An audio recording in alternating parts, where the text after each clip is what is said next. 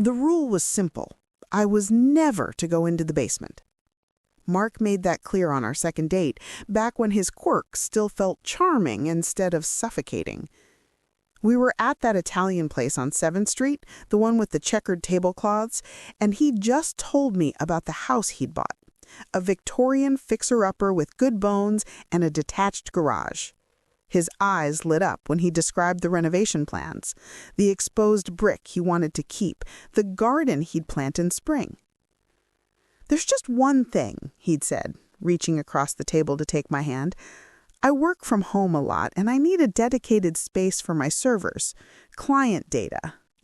Financial records, medical files, really sensitive stuff. So the basement's completely off limits. I can't have anyone down there. It's not personal." I laughed. "You make it sound like Bluebeard's castle." "Who?" "The fairy tale. The husband with the forbidden room full of dead wives." He didn't laugh. "I'm serious, Sarah. It's a liability issue. If there were ever a data breach because someone accessed my equipment, I could lose everything, my whole career." I'd squeezed his hand. "I understand. I promise I'll never go down there." That was 3 years ago. We got married 18 months later in a ceremony at his mother's garden with white roses and a string quartet. Mark is a good husband. He remembers to buy my favorite coffee creamer. He kisses my forehead every morning before work. He never raises his voice, never forgets an anniversary, never leaves his socks on the bedroom floor. But the basement rule never changed. 2 months after we moved in together, he had the old wooden door replaced with something that looked like it belonged in a bank vault. Heavy steel, brushed metal finish with a biometric lock that required his fingerprint to open. A small LED panel glowed red whenever I walked past it in the hallway. "Isn't this a little much?" I'd asked, watching the installation crew bolt it into reinforced framing. "I told you, Sarah, this is my livelihood. Would you rather I rent an office somewhere and we lose that income?" I didn't argue. Mark was the primary breadwinner. His IT consulting business brought in 6 figures, while my freelance graphic design work barely covered groceries. Besides, every couple had their boundaries, didn't they? My mother never let my father into her craft room. My best friend's husband had a man cave in the garage where she wasn't welcome. This was just Mark's thing. Except for the electric bill that arrived 3 months ago, $847.32. I'd stared at the number, convinced it was a mistake. I called the power company, sat on hold for 20 minutes, only to have a bored customer service representative confirm that yes, our usage had spiked dramatically, yes, the meter was functioning correctly, no, there was no error. "Do you run a business out of your home?" she'd asked. "My husband has some computer servers." "That would do it. Those things pull a lot of juice, especially if he's running them 24/7. But $800 a month? I'd worked in an office building once, a whole floor of cubicles with desktop computers running all day, and I couldn't imagine our electric bill being higher than theirs. I'd mentioned it to Mark that evening while we ate Thai takeout at the kitchen table. "It's the rendering servers," he'd said, not looking up from his pad thai. "I'm doing some work for a video production company. The machines have to run continuously or the projects won't finish in time. It's temporary." How temporary? A few months, maybe 6. 6 months later, the bill was still over $700. Then there were the sounds. Our bedroom was directly above the living room, which meant it was nowhere near the basement. But at night, when the house was quiet and Mark was downstairs working, I could hear it. A low, mechanical humming that seemed to vibrate through the floorboards. Not the hum of computers or servers. I knew what those sounded like from my old office job. This was deeper, more industrial, like machinery. Sometimes I'd wake at 2 or 3 a.m. and Mark's side of the bed would be empty. I'd pad downstairs in my bathrobe and find the steel door shut tight, that red LED glowing, and the humming sound barely audible through the reinforced walls. I'd knock. "Mark, are you okay?" A long pause, then, "I'm fine, honey. Go back to bed. Work emergency." What kind of IT consulting required work emergencies at 3 a.m.? What kind of servers hum like the machinery? But the worst part, the thing that finally pushed my unease into genuine fear, was the smell. Last Tuesday, Mark had spent 6 hours in the basement, 6 hours straight, without coming up for food or water or even to use the bathroom. When he finally emerged, his t-shirt was damp with sweat, despite the October chill, and there was something in the air around him, not body odor, though there was that too, something chemical and acrid, like industrial cleaner or acetone. And under that, another scent I couldn't quite place, something organic. Sawdust, maybe? Or was it more like earth? "You smell weird," I'd said, trying to make it sound playful. He'd looked at me strangely. "I'll shower." "What are you doing down there, Mark?" "Working." "But what kind of work smells like—" "Sarah!" His voice was sharp, then softened. "I'm sorry. It's just been a long day. Can we not do this right now?" I'd let it drop. What else could I do? Accuse my husband of what? Exactly. I didn't even know what I suspected him of, but the question burrowed into my brain and wouldn't leave. What is in that basement? The answer came last night, though not in any way I expected. Mark left yesterday morning for a 3-day conference in Chicago, some cybersecurity summit he'd been talking about for weeks. He'd kissed me goodbye at 5 a.m., his suitcase already in the Uber idling at the curb. "He'll call you when I land. Love you." "Love you too." I'd gone back to bed, but couldn't sleep. Around 7 p.m., the storm rolled in. October in Ohio means sudden weather, and this was a bad one. Wind that shook the windows, rain that hammered the roof like fists, thunder that seemed to crack the sky open. The power went out at 8:47 p.m. I lit candles, found the flashlight in the kitchen drawer, and settled onto the couch with a book. The storm would pass, the power would come back on, everything would be fine. Then I heard it. Beep, beep, beep. A rhythmic, electronic chirping coming from the hallway. I walked toward it, flashlight beam bouncing off the walls, and realized what I was hearing. The biometric lock on the basement door. Battery low. Battery low. Battery low. I stood there, heart pounding, as the LED panel flickered from red to amber. The lock was electronic. It needed power. And now, with the power out and the backup battery dying, there was a soft click, and the heavy steel door swung inward. Just an inch. Maybe 2. But enough. Through the gap, I could see stairs descending into absolute darkness. Cold air drifted up, carrying that same strange smell, chemicals and earth and something else I still couldn't name. I should close the door. I should call Mark. I should do anything except what I knew I was about to do. But my hand was already on the steel edge, already pushing it wider. "Hello?" My voice sounded small in the darkness. Silence. Just the storm outside and that mechanical hum, louder now, coming from somewhere below. I thought of Bluebeard's wife, holding the forbidden key in her trembling hand, and I thought of what she'd found behind that locked door, and what it had cost her to look. Then I thought, I don't care. I needed to know. I took my flashlight and stepped through the doorway. The stairs creaked under my weight as I descended into my husband's secret. The first thing I noticed was the cold. Not the pleasant cool of an air-conditioned room, but a deep, bone-penetrating chill that made me wish I'd grabbed a sweater. My breath came out in small clouds as I crept down the wooden stairs, one hand on the railing, the other clutching my flashlight like a weapon. The mechanical humming grew louder with each step. The basement was supposed to be about 500 square feet. I'd seen the house plans when we bought the place.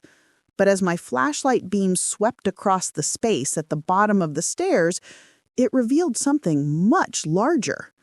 The walls had been knocked out, expanded somehow. The ceiling was lower than I'd expected, barely 6.5 feet, making the space feel compressed and oppressive. And it was wrong. This wasn't a server room. There were no racks of blinking equipment, no tangles of Ethernet cables, no monitors glowing in the darkness. Instead, my flashlight illuminated something that made my stomach drop. Tarps. Heavy, plastic tarps hanging from the ceiling in rows, creating makeshift walls that divided the basement into sections. The humming was coming from behind them, along with a faint blue-white glow that pulsed like a heartbeat. The floor was concrete, but clean. Too clean. It gleamed in my flashlight beam as if it had been recently scrubbed and sealed. The chemical smell was stronger down here, mixing with something else. Ink, I realized. Fresh ink. My hands were shaking as I reached for the nearest tarp. Don't. Some sane part of my brain whispered, go back upstairs, close the door, pretend you never saw this. But I couldn't. Not anymore. I pulled back the tarp. The flashlight beam revealed a long folding table, the kind you'd see at a craft fair or church potluck. But instead of baked goods or handmade jewelry, it held something that made my knees weak. Money. Stacks and stacks of $100 bills arranged in neat rows. But they weren't quite right. The ink was too fresh, the paper too crisp and uniform, and next to them sat machines I recognized from a documentary I'd watched once about counterfeiters. A high-end color printer, a paper cutter, a heat press, bottles of what I assumed were specialty inks and chemicals. Oh my God, I whispered. I moved to the next tarp with mounting dread, pulled it back. More tables. These held identification cards, driver's licenses from a dozen different states, all with Mark's photo, but different names. Robert Chen, David Martinez, James O'Connor. Passports too, American and Canadian and European, each one featuring my face above a stranger's name. The next section made my chest tighten. A wall covered in photographs, not random pictures, but surveillance photos. A brunette woman leaving a coffee shop, the same woman getting into a silver Honda, the same woman at a playground with 2 small children. There were other women too, a redhead, a blonde, an Asian woman with short hair, all photographed without their knowledge, candid shots taken from a distance. Below each set of photos were folders, the old-fashioned kind, manila and thick. I opened the one beneath the brunette's pictures with trembling fingers. Jennifer Marsh, age 34, married, 2 children, works at Riverside Elementary, husband travels for work. Typical routine, drops kids at school 8:15 a.m., coffee at Java Junction 8:30 a.m., work until 3 p.m. It went on. Pages and pages of information, where she shopped, what she ate, who her friends were, what time she went to bed. I dropped the folder, paper scattered across the clean concrete floor. This wasn't just counterfeiting. This was something worse. This was... The humming suddenly changed pitch, dropped to a lower register, and I realized with horror that someone had turned off the machines. In the new silence, I heard something else. Footsteps. Above me. In the house. the front door. "Sarah, honey, are you home?" Mark's voice, casual and light, calling from the living room. He was back. He was back early, and I was standing in his secret basement surrounded by evidence of God knows what crimes, and the only exit was up those stairs, through that door, right past where he was standing. I killed the flashlight. Darkness swallowed me whole, broken only by that pulsing blue glow from deeper in the basement. I stood frozen, not breathing, listening to Mark's footsteps cross the living room floor. "Sarah?" He was moving toward the hallway, toward the basement door that I'd left wide open. "The power's out. Where are you, babe?" I looked around desperately. The basement was one big open space, divided only by those hanging tarps. There was nowhere to hide, nowhere to... Wait! My eyes had adjusted enough to see another tarp at the far end of the basement, beyond the tables and machines. Behind it, I could just make out what looked like a door. A second exit? An escape route? Above me, Mark's footsteps stopped.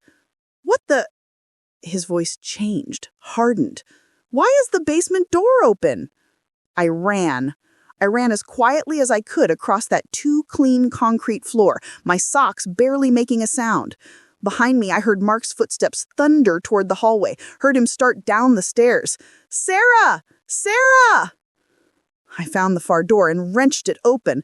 Beyond was another set of stairs, these ones narrower, climbing up into darkness. A tornado shelter entrance, maybe? Or an old coal chute? I didn't care. I just climbed, taking the steps two at a time, my breath ragged in my throat. Behind me, Mark's flashlight beam swept across the basement. "I can explain everything," he called out, and his voice was wrong. Too calm, too controlled, like he was trying to gentle a spooked animal. I reached the top of the stairs and found a wooden hatch. "Please don't be locked. Please don't be locked. Please!" It opened. I tumbled out into the storm, rain immediately soaking through my clothes. I was in the backyard near the old tool shed. Thunder cracked overhead as I scrambled to my feet, disoriented, trying to figure out which way to run. The house behind me, the street in front, but Mark would be there, coming up through the basement door, cutting me off. My phone. I needed my phone to call the police, but it was inside, charging on the kitchen counter. A hand grabbed my shoulder and I screamed, "Shh! Jesus Christ, it's okay!" I spun around, fists raised, ready to fight. But it wasn't Mark. It was a woman. The brunette from the photos. Jennifer Marsh. She was real. Standing in my backyard in the pouring rain, her hair plastered to her face, her eyes wide open with fear that mirrored my own. "You're his wife," she said. It wasn't a question. "We need to go, right now, before he..." From the house came a sound that turned my blood to ice. The basement door slamming open. Mark's silhouette appeared in the back doorway, backlit by the emergency lantern he must have turned on inside. "Sarah!" he shouted into the storm. "Don't listen to her. She's lying about everything."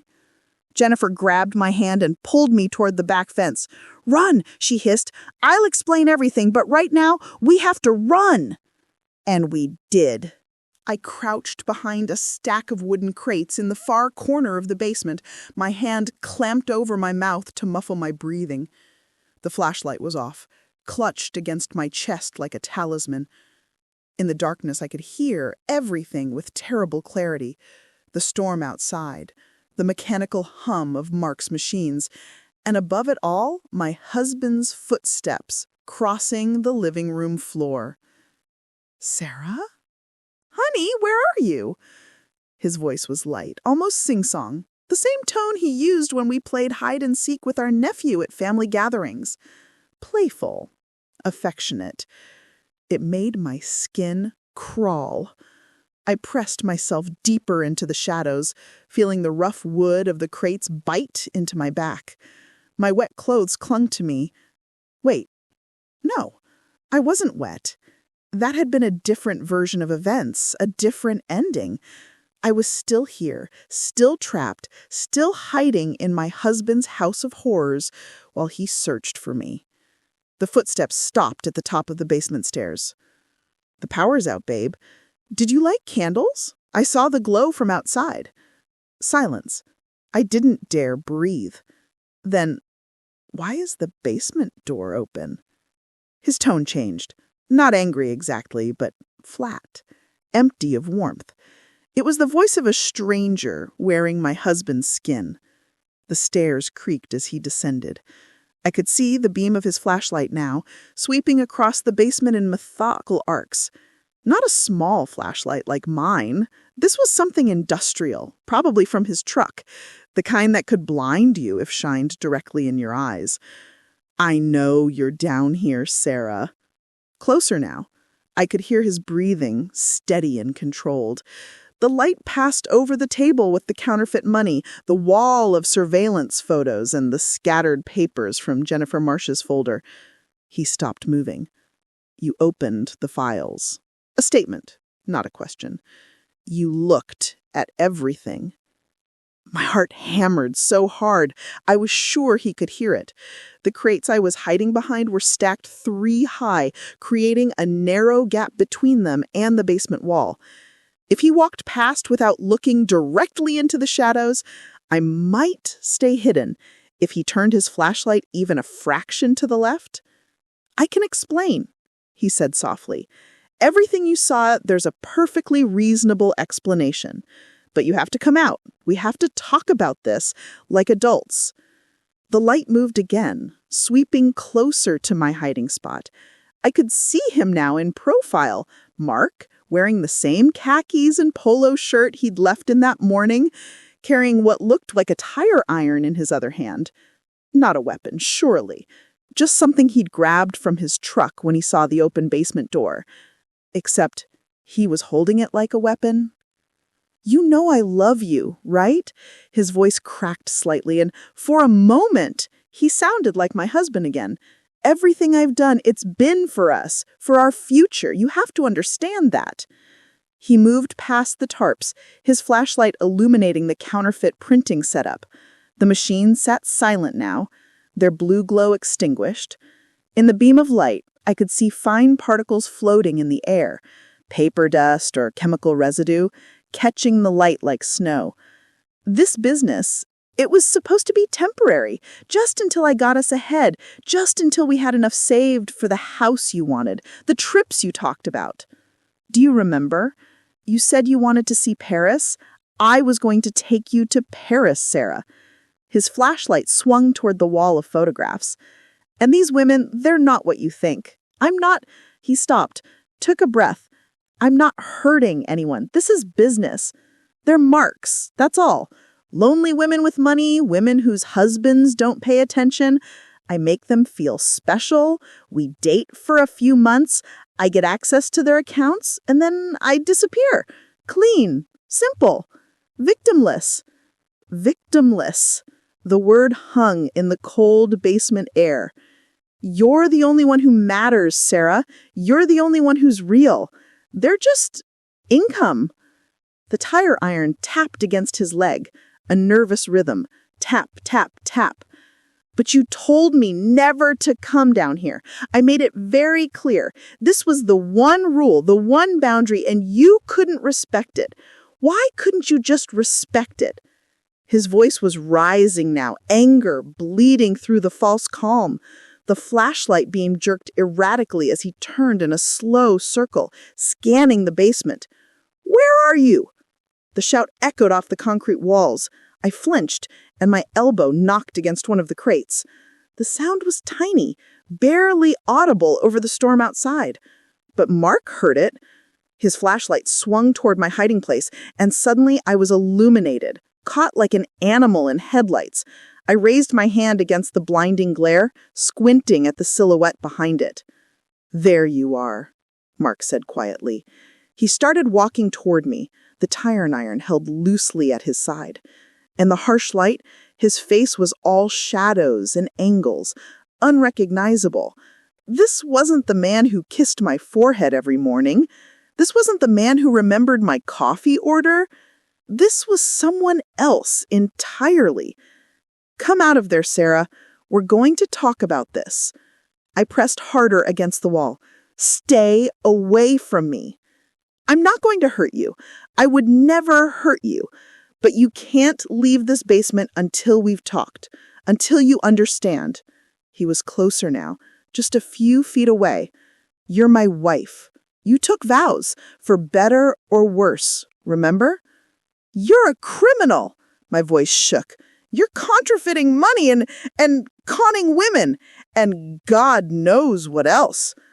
I'm a provider. I'm giving you a good life, a beautiful home, nice things, security. Do you think your graphic design freelancing could pay for any of this? Do you think we could afford our lifestyle on what you make? The words hit like a slap. He was right. I'd always known he was right. My income was laughable compared to his. I'd been grateful for his success, relieved that I didn't have to worry about money.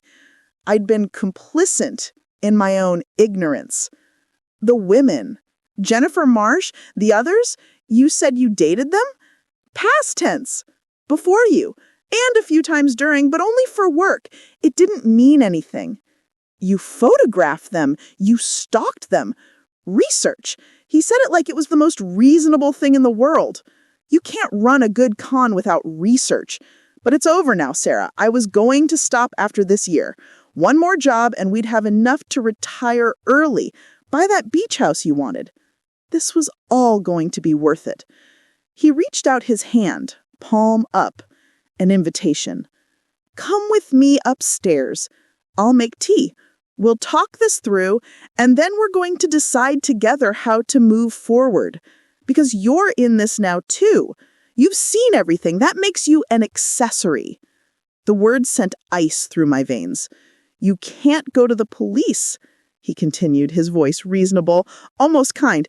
If you do, you'll go down with me. Spousal privilege doesn't protect you from conspiracy charges. They'll say you knew, that you benefited from the proceeds. You'll lose everything, your freedom, your reputation, your family. Is that what you want? I stared at his outstretched hand, and in that moment, I saw my future. 2 paths, both ending in darkness. Go with him upstairs and become his prisoner, complicit in his crimes, living in fear that he'd decide I was a liability, or run and spend the rest of my life looking over my shoulder, never knowing if the police or Mark would find me first. Neither option was survival, so I chose a third path. Okay, I said, letting my shoulders slump in defeat. You're right. I'm sorry. I shouldn't have come down here. I reached up as if to take his hand, and then I grabbed the flashlight from my lap and swung it as hard as I could at his face. The flashlight connected with Mark's cheekbone with a sickening crack. He stumbled backward, cursing, his own flashlight clattering to the concrete floor. The beam spun wildly, casting seizure-inducing shadows across the walls. I didn't wait to see if he'd recovered. I ran. My legs were cramped from crouching, and I nearly fell as I burst from behind the crates. Mark's hand grabbed at my sleeve, but I twisted away, hearing fabric tear. The stairs were ahead, just 20 feet, but they seemed like miles. Sarah! His roar was inhuman, full of rage and something else, betrayal maybe, as if I was the one who'd broken our wedding vows by refusing to accept his criminal empire. I heard him scramble to his feet behind me, heard the tire iron scrape against concrete as he picked it up. My socks slipped on the smooth floor, giving me no traction. I kicked them off as I ran, bare feet slapping against stone. The surveillance photos blurred past me. The counterfeit money, the fake IDs with my husband's face. Evidence of a life I'd never known existed, built in the foundation of our home like rot inside a wall. I hit the stairs at full speed, grabbing the railing and hauling myself upward. Behind me, Mark's footsteps thundered. He was faster than me, always had been. He jogged 5 miles every morning while I could barely run 1. He was going to catch me. My hand fumbled in my pocket. Please let it still be there. And closed around cold metal. My keychain. On it, house keys, car keys, and a small pink canister of pepper spray that my mother had given me when I moved to the city for college. "You'll probably never need it," she said, "but better to have it and not need it than the other way around." Thanks, Mom. I was halfway up the stairs when Mark's hand locked around my ankle. I went down hard, my chin cracking against the wooden step, stars exploding behind my eyes. He dragged me backward, and I twisted, kicked, fought like a wild animal. "Stop it," he shouted. "Just stop." I yanked the pepper spray from my keychain, didn't bother aiming, just pointed it in his general direction and pressed down. The spray caught him full in the face. Mark screamed, a high, agonized sound I'd never heard him make. His hands flew to his eyes, releasing my ankle, and I scrambled away from him on my hands and knees. He collapsed on the stairs, gagging and cursing, temporarily blinded. I ran up the remaining steps and burst through the basement door into the hallway. My hands were shaking so badly I could barely grip the door handle, but I managed to slam it shut behind me. There was a deadbolt, a manual one, installed on the hallway side. Why? Had Mark put it there to keep something in, or to give himself an escape route if anyone ever locked him in electronically? I threw the bolt just as something heavy slammed against the other side of the door. Mark, recovered enough to climb the stairs, now trapped in his own basement. "Sarah, open this door!" The steel shuddered with each impact. He was hitting it with the tire iron, I realized. The sound was deafening, primal. "I'll break it down, you hear me? I'll break it down, and when I get out—" I didn't wait to hear the rest of the threat. I ran through the dark house, guided by muscle memory and the faint glow of emergency lights from the street. The front door. Get to the front door. Get to the car. My purse was hanging on the hook by the door. Thank God, and I grabbed it without breaking stride. The keychains were still in my hand, slick with pepper spray residue that made my palm burn. Behind me, Mark's pounding on the basement door was relentless. How long would that deadbolt hold? It was just brass and screws.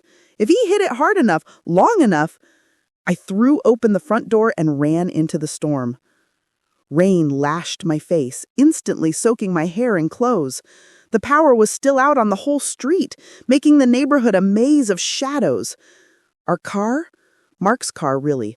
A black Audi sedan, sat in the driveway like a getaway vehicle in a heist movie. I clicked the unlock button. The lights flashed once, bright as a beacon. I yanked open the driver's door, threw myself inside, jammed the key into the ignition. The engine roared to life, and I'd never been so grateful for German engineering in my life.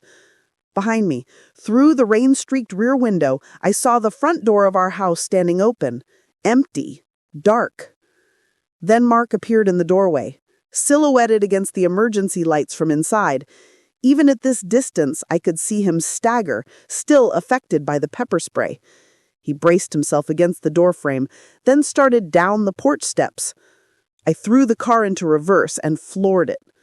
The Audi shot backward out of the driveway, tires squealing.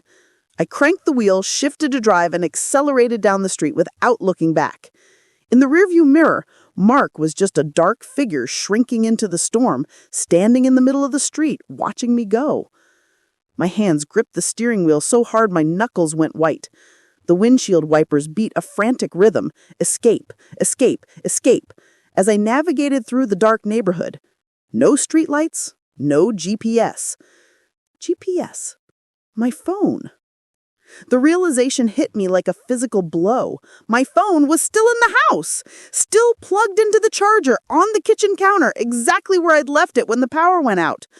I had no phone, no GPS, no way to call the police except to find them in person. And I had no idea where the police station was. I'd lived in this suburb for 3 years, and I'd never once needed to know where the police station was. Mark handled things like car registrations and parking tickets. Mark knew where everything was, handled everything, controlled everything. No? Stop. Focus. The police station had to be downtown. That's where government buildings were, right? Town hall, the library, the police station, all clustered together in that brick and concrete complex near the main intersection. I just had to find downtown. In the dark, in a storm. While my husband, my criminal, con artist, counterfeiting husband, was doing God knows what back at the house. Calling someone? Running? Coming after me in his truck? A red light appeared ahead, swinging wildly in the wind, a traffic signal on emergency backup power. I slowed just enough to make sure the intersection was clear, then ran it, turning right towards what I hoped was the town center. The streets were deserted. Everyone with any sense was home safe, waiting out the storm, not fleeing through the darkness, barefoot and soaked, running from the man they'd promised to love until death do them part. Till death do us part. The phrase repeated in my head like a prayer or a curse. Had Mark thought about that when he built his basement empire? Had he considered what he'd do if I ever found out? If death was the only thing that could part us, what did that mean now that I knew his secrets? A sign appeared in my headlights. Town center, 2 miles. Thank God, 2 miles. I could do 2 miles. But behind me, in the rearview mirror, a pair of headlights appeared. They were far back, maybe a half mile, but they were coming fast. Too fast for the weather conditions, too fast for someone just trying to get home. Mark's truck was red. These headlights looked red in the rain. Or maybe I was paranoid. Maybe it was just another driver, someone who would cut out in the storm, someone who had nothing to do with me or my nightmare of a night. The headlights got closer. I pressed harder on the accelerator. The Audi responded smoothly, pulling away, but the other vehicle matched my speed, maintaining the distance between us, following. My breath came in short gasps. 1 mile to downtown, 1 mile to safety.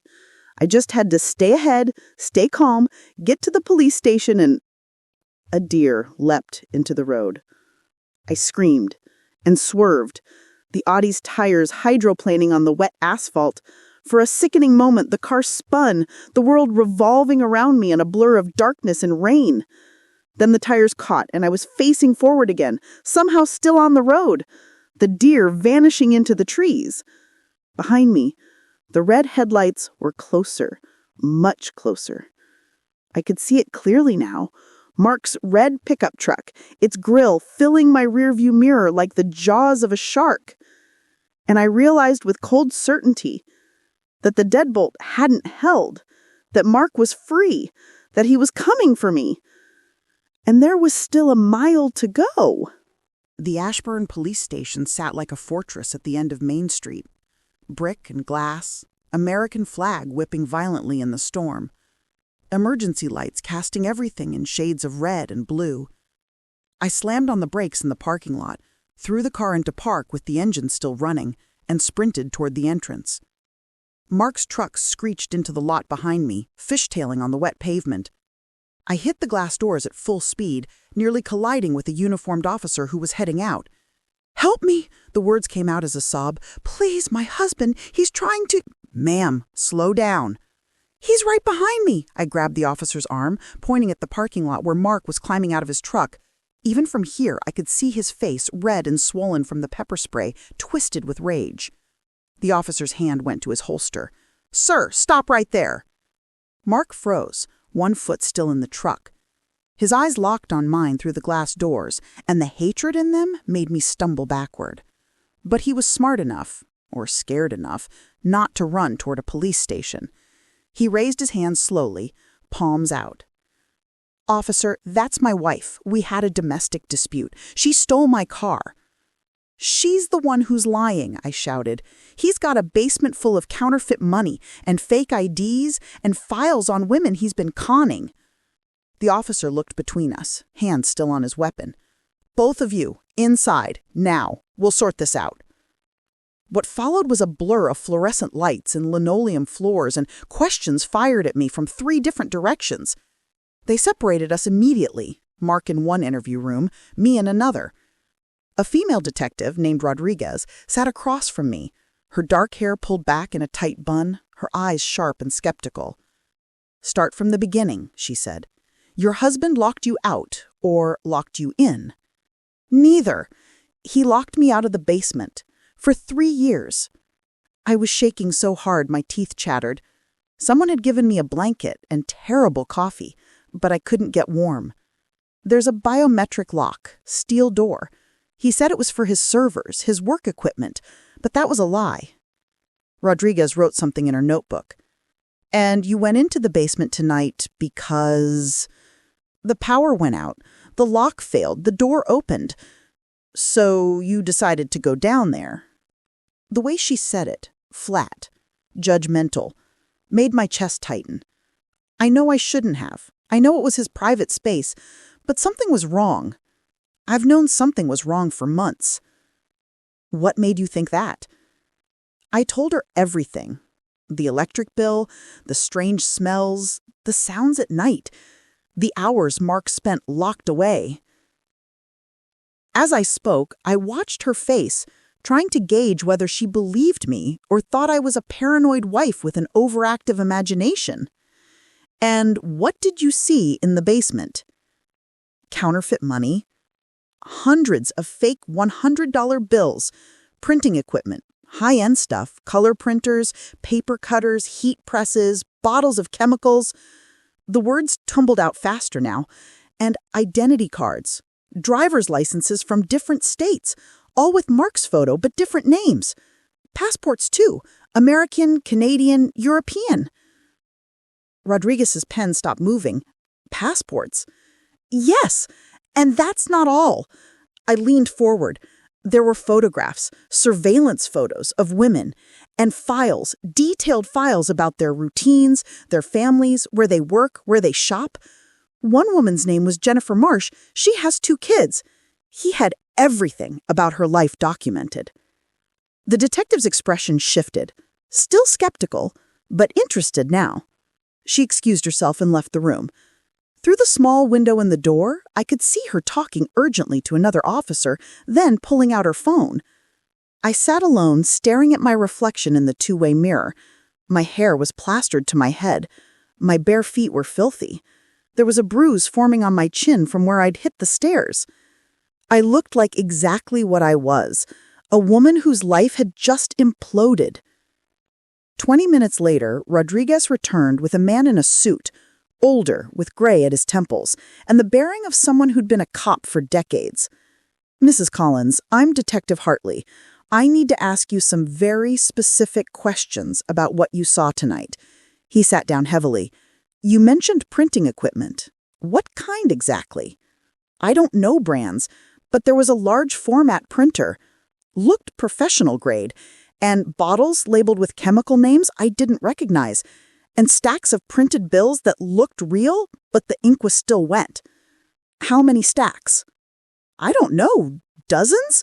They were arranged on a table in rows." "And the identity cards, you said multiple states?" "California, Texas, New York, Illinois. I saw at least 6 different licenses." Hartley and Rodriguez exchanged a look. "Mrs. Collins," Hartley said carefully, "we're going to need you to stay here while we verify your statement. If what you're saying is true, this is a federal matter. Counterfeiting, identity fraud, possibly wire fraud if he's been running romance scams. We'll need to coordinate with the FBI." "How long will that take?" My voice cracked. "He knows I saw everything. He knows I told you. What if he runs? What if he destroys the evidence?" "We'll send officers to secure the scene. If there's enough for a warrant—" "There's enough," I interrupted. "I saw it. It's all there." Hartley studied me for a long moment. Then he stood. "Wait here." The next hour was agony. I sat in that small room drinking cold coffee and watching the clock. Outside, I could hear radio chatter, phones ringing, raised voices coordinating something big. Finally, Rodriguez opened the door. "We got the warrant," she said. "Judge signed off based on your statement. We're going to the house now. You'll need to come with us to identify the location of the evidence." They put me in the back of Rodriguez's unmarked sedan. 2 patrol cars led the way, lights flashing but sirens silent. Behind us, an FBI van and what looked like a tactical unit in black armor. The storm had downgraded to a steady rain, and the streets were slick and reflective. We pulled up to my house, Mark's house, and I immediately knew something was wrong. Orange light flickered in the backyard, visible over the fence. And smoke, black smoke rising into the wet sky. "He's burning it," I whispered. "He's burning the evidence." "Go, go, go!" Hartley shouted into his radio. The tactical team burst from their van, moving with military precision toward the side gate. Rodriguez pulled me out of the car, keeping me behind her, her hand on her weapon.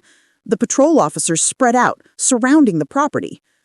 Someone kicked open the gate, and we flooded into the backyard.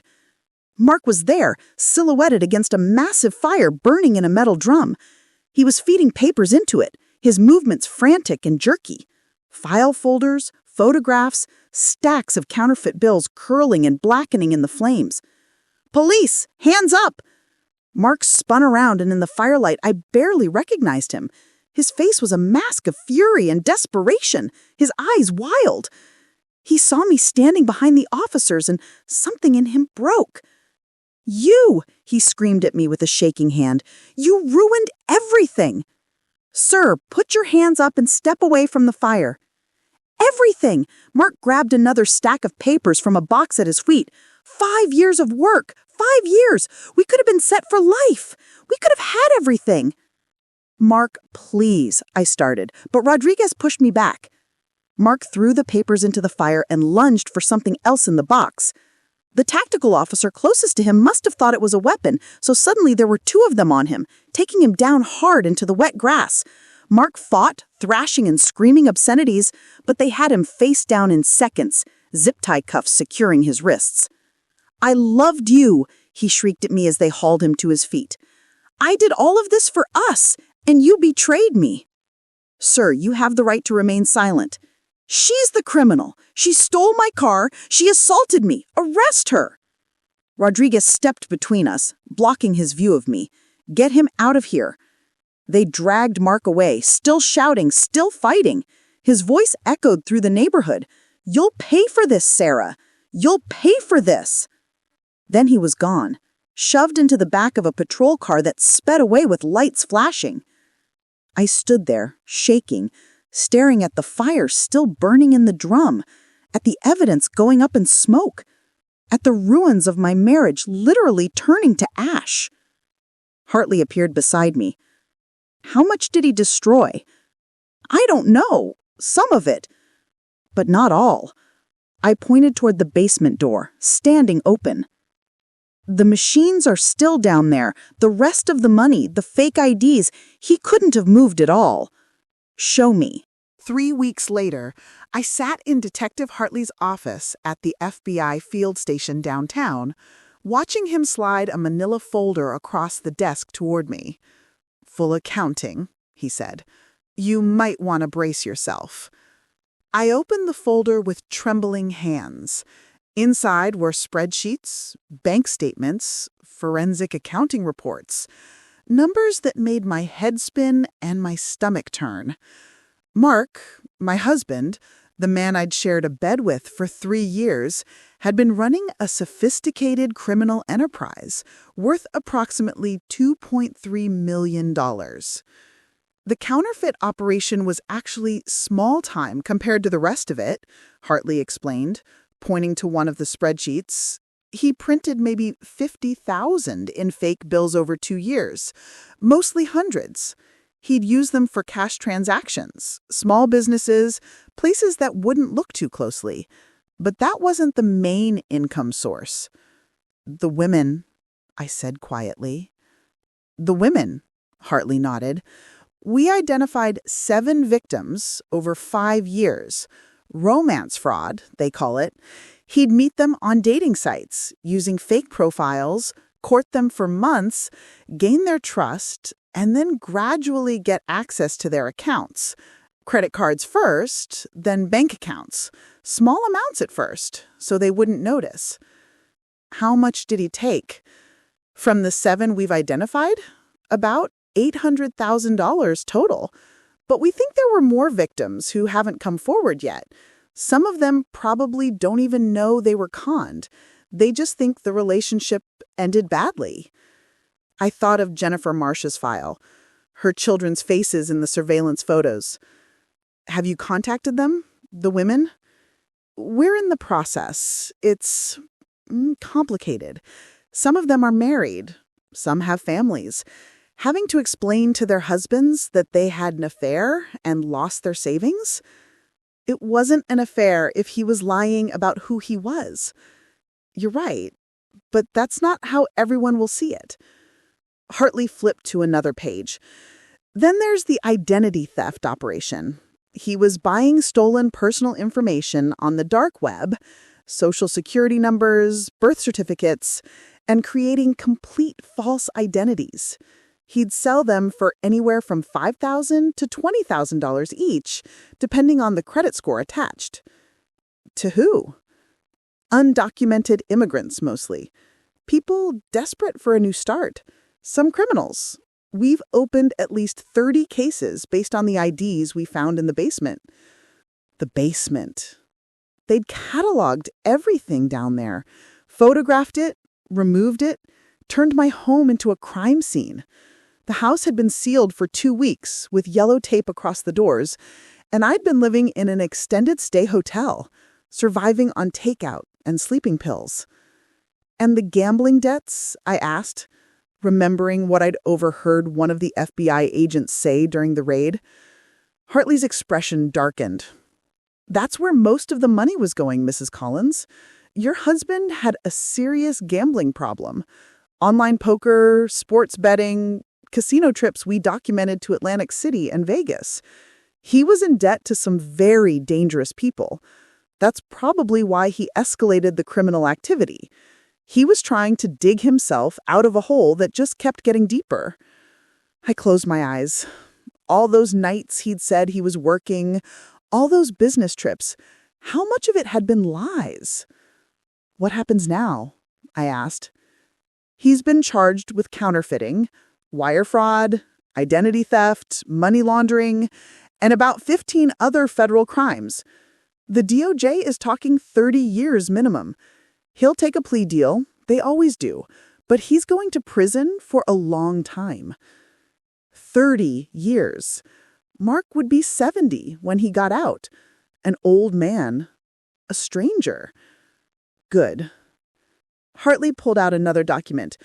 Now, about your situation. The house is being seized as an asset purchased with proceeds from criminal activity. My heart sank.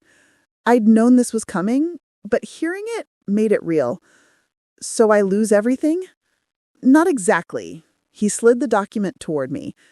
Because you cooperated with the investigation and provided testimony that led to additional arrests, we caught 2 of his buyers for the fake IDs, you're eligible for a reward under the whistleblower statute. It's 15% of the total assets recovered. I stared at the number at the bottom of the page. $345,000. I couldn't form words. Enough for a fresh start, Hartley said gently. Plus, we checked your bank records. You had a separate account he never accessed. Your freelance income, about $18,000. That's yours, free and clear. He never commingled those funds with the criminal proceeds. $363,000 total. More money than I'd ever had in my life.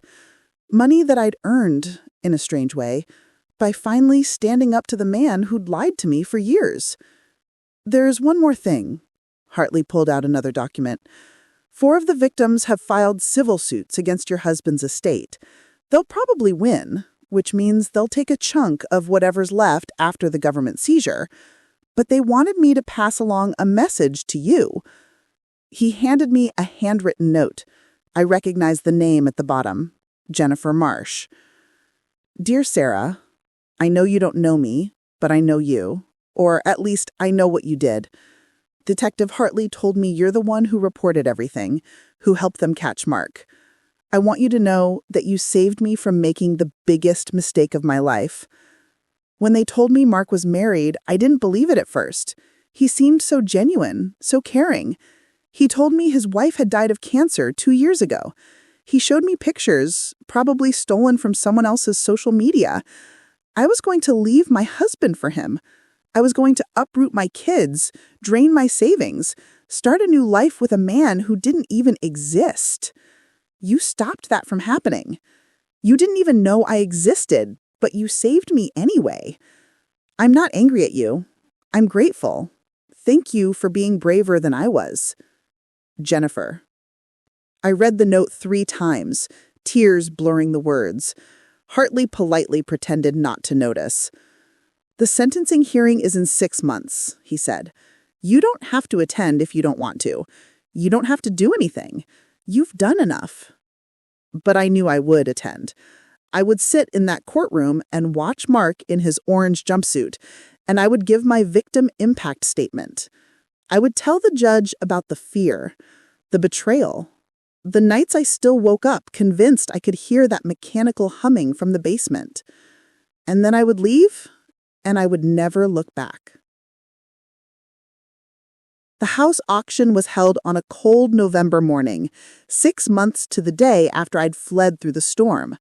I stood across the street with my lawyer, a sharp woman named Patricia who handled the divorce with ruthless efficiency, watching strangers file into what used to be my home. The basement had been cleared out, the counterfeit equipment, the files, the fake IDs, all cataloged and destroyed. The house was just a house now, a Victorian fixer-upper with good bones in a detached garage. Someone's dream home. It just wasn't mine anymore. You don't have to watch this, Patricia said.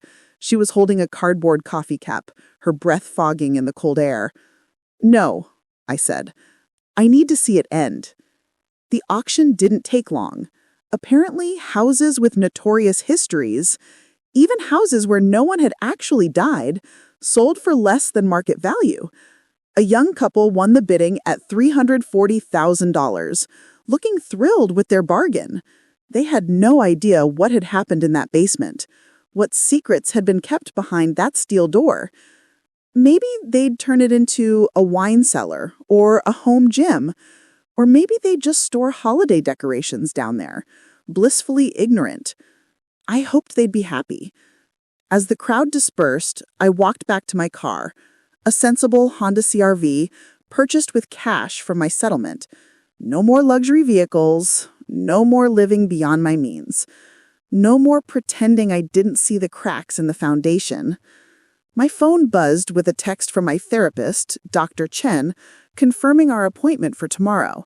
Twice weekly sessions, working through what she called complex trauma, learning to trust again, learning to see red flags, learning that I hadn't been stupid or blind. I'd been manipulated by someone very good at manipulation. Another text came through, this one from my mom. Dinner Sunday? Dad wants to grill. I smiled and typed back, I'll bring dessert. Life was smaller now, simpler. I'd moved into a 1-bedroom apartment across town, decorated with furniture from IKEA instead of Pottery Barn. My freelance business was picking up. I'd gotten 3 new clients this month, all referred to Jennifer Marsh, who'd become an unlikely friend. I wasn't rich. I wasn't married. I didn't have a house with good bones and a garden that I'd never gotten around to planting, but I had something better. I had the truth, and I had my freedom. As I pulled away from the curb, I glanced in the rearview mirror one last time. The house